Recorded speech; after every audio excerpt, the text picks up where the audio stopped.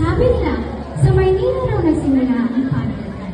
Pero teka, paano ang mga kwentong isinulat ng dagat? Paano ang mga awit na humiyaw sa bundok? Paano ang mga alamat na huminga? Bago pa tayo pinangalanan ng Diyos.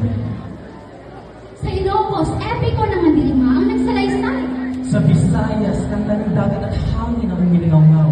Sa Mindanao, diwatang Diyos ang sumisilaw. Sa Luzon, Lugtong na nagpapalis. Sa Nawikain, na nagtuturo awit ng mga magsasaka habang mabayo ng palay. at doon nagsimula hindi sa syudad, kundi sa putik baryo, sa init tahanan, sa lupa. Mga kwentong ibinasa ni Lolo, Ni tatay, ni nanay, hanggang sa'yo, sa akin, sa ating kabataan.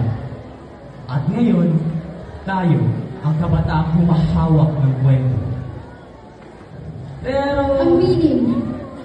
Pero ang meaning. Madalas nalulunod tayo sa ingay ng social media. nalilimutan ang sariling tinig. Nahihiya sa sariling wika. Hinahanap ang sarili Sa mata ng iba, mga kwentong hindi lang kwento, kundi ugat ng ating pagkatao. Mga aral na parang pulong hindi natutumbakan, ilang bagyo ng kolonyalismo.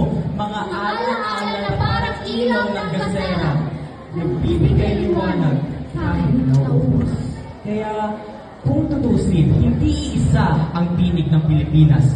Marami, makulay, iba-iba. Pero kapag pinagsama ng sabay-sabay, parang isang orkestra.